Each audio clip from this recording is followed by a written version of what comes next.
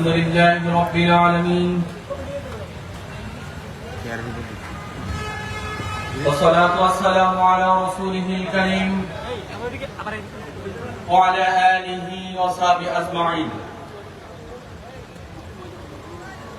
এদেশের স্বাধীনতা সার্বভৌমত্বের অত্যন্ত প্রহরী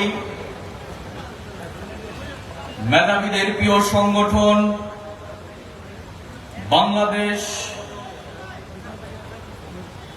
ইসলামী ছাত্র শিবির চট্টগ্রাম মহানগর উত্তর শাখার উদ্যোগে আয়োজিত সিরাতুন নবী সাল্লাল্লাহু আলাইহি সাল্লাম উপলক্ষে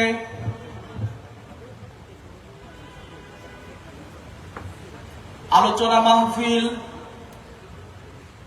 আজকের এই ঐতিহাসিক লালদিঘির ময়দানে উপস্থিত এদেশের গণমানুষের সংগঠন বাংলাদেশ জামাত ইসলামী চট্টগ্রাম মহানগর জামাতের সংগ্রামী আমির, উপস্থিত ইসলামী ছাত্র শিবিরের কেন্দ্রীয় নেতৃবৃন্দ, ছাত্র শিবিরের আজকের সিরাতুন নবী সাল্লাল্লাহু আলাইহি সাল্লাম উপলক্ষে আলোচনা মাহফিলের সভাপতি, সাবেক ছাত্র শিবিরের নেতৃবৃন্দ এবং প্রিয় উপস্থিতি, আসসালামু আলাইকুম ওয়া রাহমাতুল্লাহ। প্রিয় উপস্থিতি, আমাদের সময় খুবই কম, খুবই অল্প সময়, কয়েক মিনিট আপনাদের কাছে কিছু কথা বলতে চাই। আপনারা জানেন অপশাসনের অবসানের পর এক অনিশ্চিত যাত্রা থেকে এ জাতি মুক্তির যে আলোক নিশা পেয়ে আজকে পথ চলছে, তার আন্দোলনে নেতৃত্ব দিয়েছিল ইসলামী ছাত্র শিবির এবং এদেশের ছাত্র জনতা।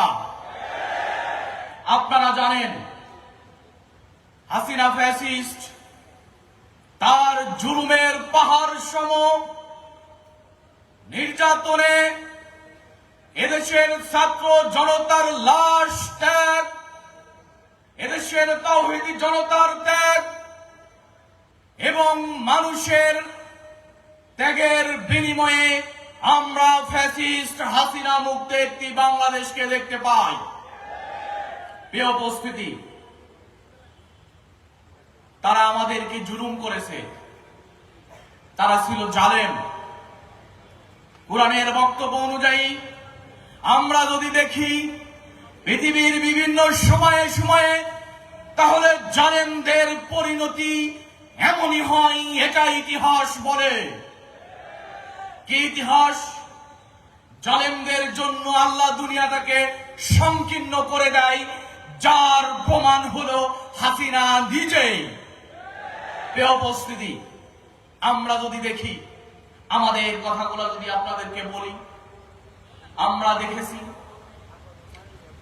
আমাদের বিগত আওয়ামী ফ্যাসিস্ট শাসন আমলে এমন কোন ঘটনা নেই যে ঘটনার চিত্র এ জাতি দেখে নাই। আমরা দেখেছি এদেশের ছাত্র জনতার উপরে যেভাবে রাষ্ট্রীয় দমন পীড়ন পৃথিবীর আর একটি দেশেও এমন নজির খুঁজে পাওয়া যাবে না।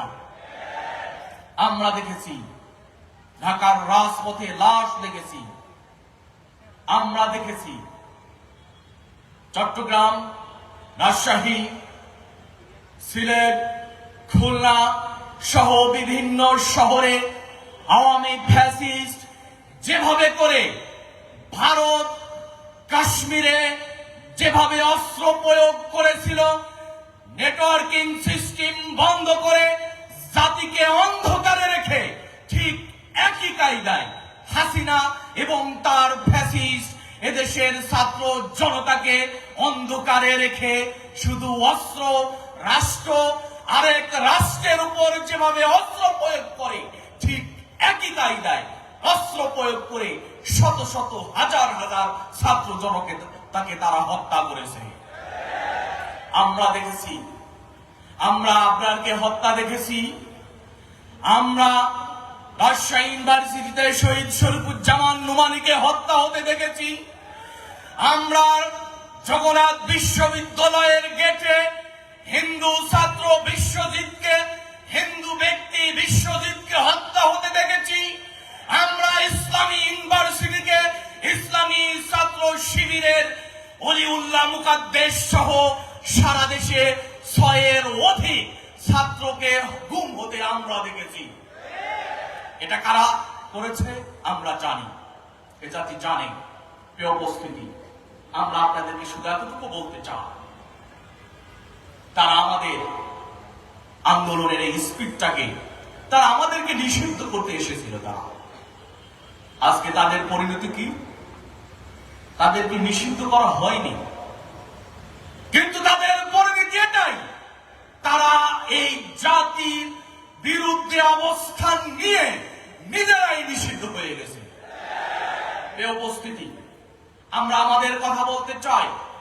বিগত দুঃশাসনে আমরা দেখেছি কেউ ইসলাম, ইসলামী তাহজিব তামাদ্দুন, তাওহীদ চর্চা আমরা দিন চর্চা হতে দেখি নাই, বরং আমরা এই দৃশ্য দেখেছি এদেশে যারা কোরআন এবং সুন্নাহ নিয়ে কথা বলেছে তাদেরকে গ্রেফতার করা হয়েছে, বয়োবৃদ্ধ আলেম শ্রেণীর পায়ে ডান্ডা বেরি পরিয়ে তারা কারাগার থেকে নিয়মিত কোর্টে উঠেছে। এই দৃশ্য আমাদের কাছে স্পষ্ট দেখেছি।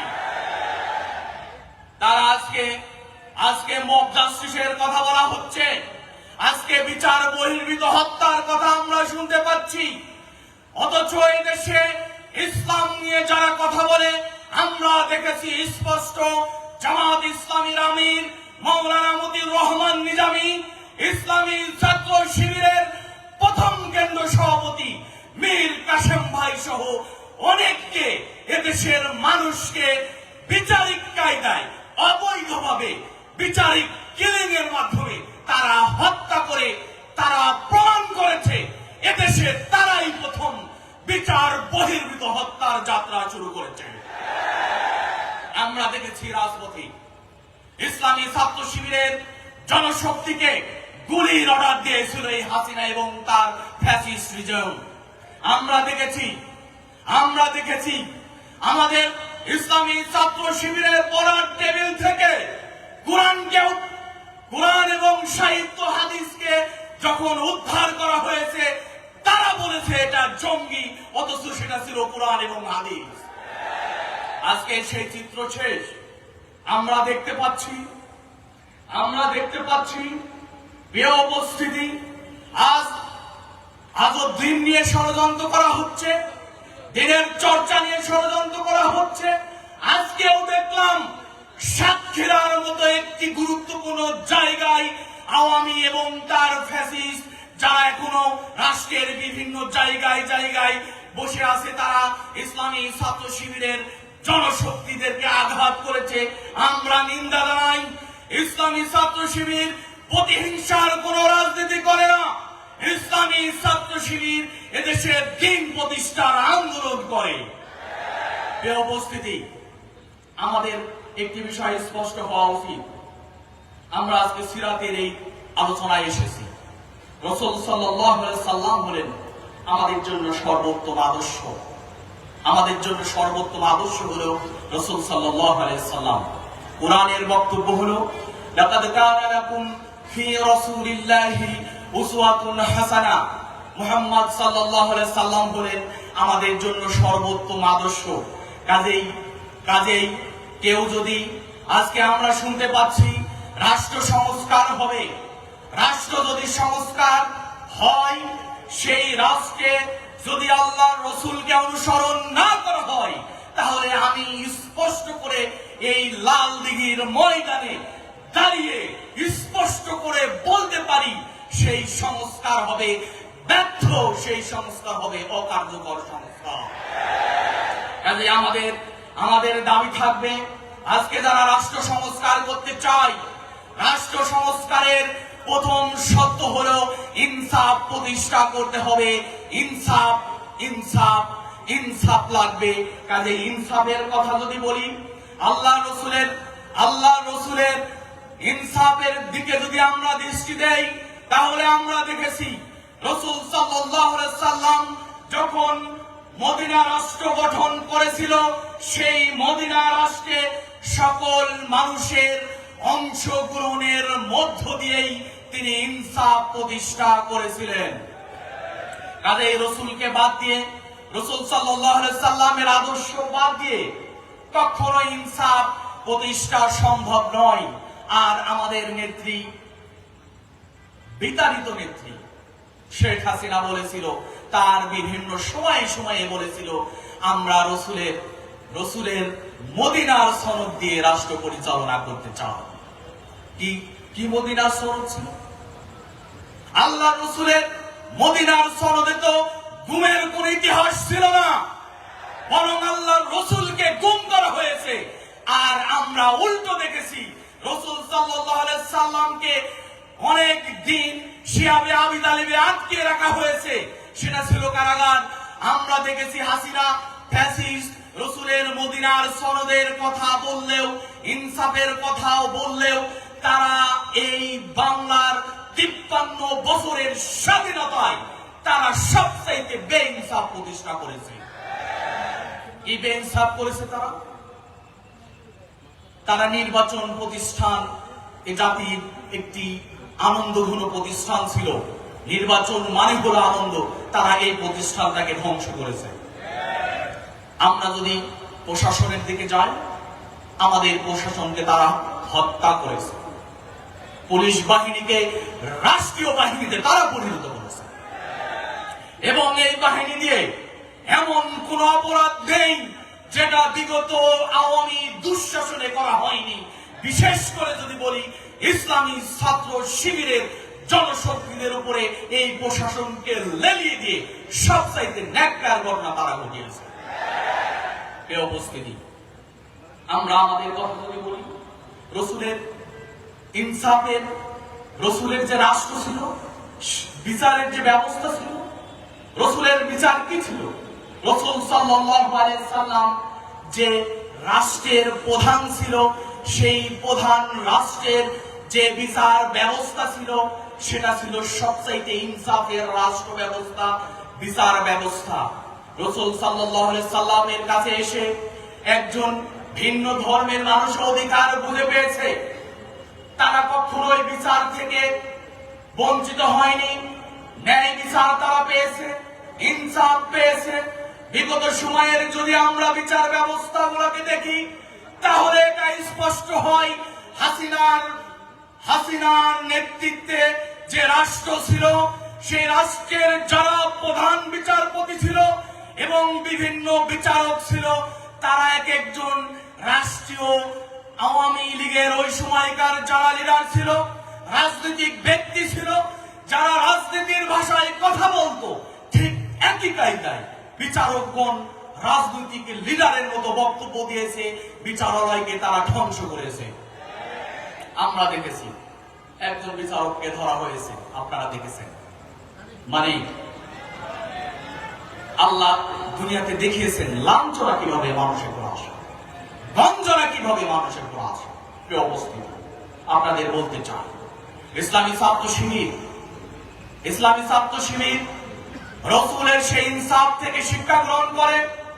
ইসলামী ছাত্র শিবির একটি সমাজ পরিবর্তনের স্বপ্ন দেখে।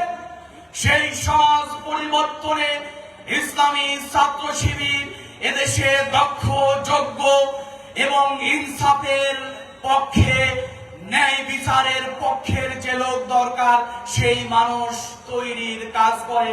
কাজেই আমরা দেখেছি রাসূল সাল্লাল্লাহু আলাইহি সাল্লাম যুদ্ধবন্দীদের সাথে কি ব্যবহার করেছে।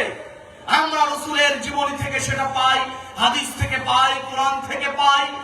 অথচ আওয়ামী রিজিম বিগত দুঃশাসনে তারা আয়নাঘর প্রতিষ্ঠিত করেছে সবচাইতে বেশি মানবতার যত লঙ্ঘন তারা এই আয়নাগরে মানুষকে নির্যাতন করার মধ্য দিয়ে তারা করেছে।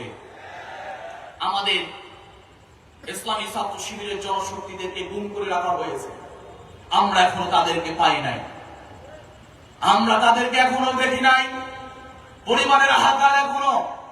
আমরা চাই যারা প্রশাসনে আছে এখন, যারা এখন সরকার চালায়, আমরা তাদের কাছে দাবি জানাই, এদেশে যাদেরকে গুম করা হয়েছে, যাদেরকে বিচার বহির্ভূতভাবে হত্যা করা হয়েছে, এর সঠিক তথ্য প্রকাশ করা হোক, এটা আমরা চাই।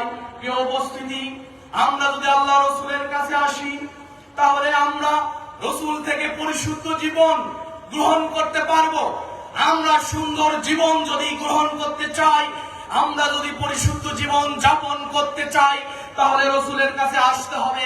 আমরা আজকের এই সমাবেশ থেকে, সিরাতের এই আলোচনা থেকে আপনাদেরকে বলবো, আসুন আল্লাহ রসুলের কাছ থেকে পরিশুদ্ধ জীবন যাপনের শিক্ষা গ্রহণ করি। আমরা যদি এদেশের যারা নেতৃত্ব দেন, যারা নেতৃত্ব স্থানীয়, তাদেরকে একটি কথা বলতে চাই, যারা নেতৃত্ব দিতে চাই তাদেরকে আগে রসুলের কাছ থেকে নেতৃত্বের সেই গুণাবলী শিখতে হবে। কারণ মুহাম্মদ সাল্লাল্লাহু আলাইহি সাল্লাম হলেন এই উম্মার, বিশ্ব, এই জাতির জন্য, সমগ্র মানব মণ্ডলের জন্য তিনি ছিলেন সাইয়্যিদুল আম্বিয়া। কাজেই তার কাছ থেকে আগে গ্রহণ করতে হবে। আমরা যদি রসুলকে বাদ দিয়ে কোনো কিছু গ্রহণ করি, এটা আমাদের জন্য যৌক্তিক হবে না। প্রিয় উপস্থিতি, আমরা রসুলের কাছ থেকে সেটা গ্রহণ করতে চাই। আমার কথা একদম একদম শেষে সেটা বলতে চাই, যারা এদেশের সমাজ পরিবর্তনের স্বপ্ন দেখে, তাদেরকেও আল্লাহ রসুলের কাছ থেকে গ্রহণ করতে হবে। এবং যারা মুক্তির জন্য পথ চলে, মুক্তির সন্ধান চায়, তাদেরকেও রাসূল সাল্লাল্লাহু আলাইহি সাল্লামের কাছেই আসতে হবে।